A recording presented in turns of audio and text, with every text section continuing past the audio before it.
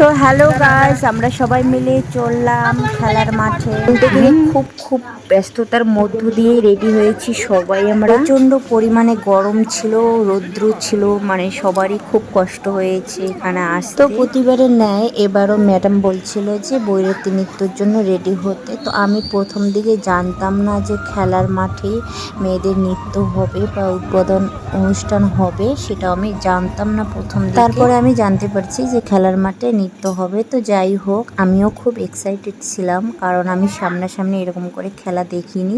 দেখেছিলাম ছোটবেলায়, মানে মেয়েবেলায় দেখছিলাম আমি। আমার বাবার বাড়ির কাছাকাছি এক স্কুল মাঠে প্রত্যেক বছর এই ফুটবল খেলা প্রতিযোগিতা অনুষ্ঠান হতো, আর সেখানে আমি আমার বাবার সাথে প্রত্যেক বছরে যেতাম আর কি। তো সেই থেকে আমি ফুটবল খেলা দেখতে খুবই ভালোবাসি। তো যখন আমি বড় হয়ে গেলাম তখন থেকে বন্ধ আর কি, তখন তো আর যেতে দিল না, আর আমি তখন টিউশন স্কুল নিয়ে ব্যস্ত হয়ে গেলাম। তারপর বিয়ের পরেও আর আমি কোথাও দেখতে যাইনি। আশেপাশে এখানে ফুটবল খেলা হয় ঠিকই, কিন্তু আমাকে যেতে দেয়নি।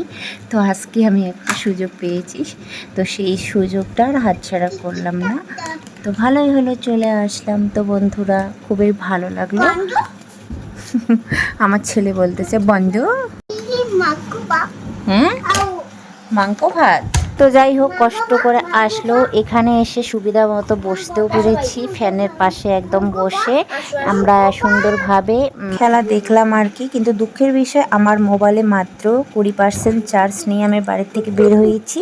তো এখানে এসে মেয়ের কাছে কিছুক্ষণ মোবাইলটা ছিল, তো মোবাইলটা আমার কিছুক্ষণ পরে সুইচ অফ হয়ে গেছে, সেই জন্য সুন্দর সুন্দর মুহূর্তগুলো আমি ক্যামেরাবন্দি করতে পারিনি। তো যতটুকুনি আমার মোবাইলে আছে সেইটুকুনি আমি শেয়ার করছি বন্ধুরা।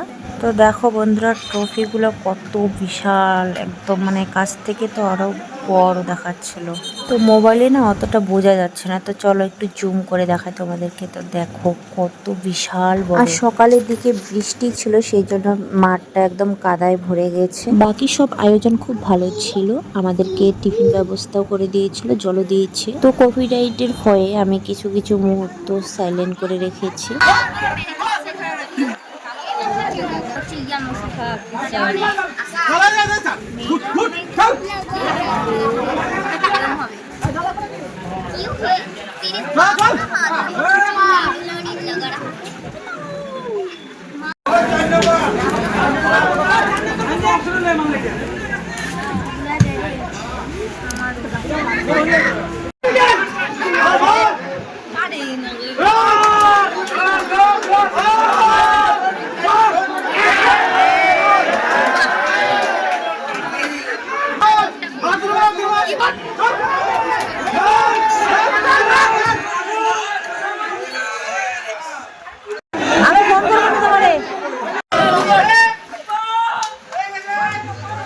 তো বারান্দার এক কোনায় ছিলাম না, সেই জন্য ভালোভাবে ক্যামেরা। তো যাই হোক বন্ধুরা, আজকের এই মিনি ব্লগটা তোমাদের কিরকম লাগলো? যদি ভালো লেগে থাকে অবশ্যই একটা লাইক আর একটা সুন্দর কমেন্ট করে দিও। তো সবাই খুব ভালো থেকো, সুস্থ থেকো, টাটা বাই বাই।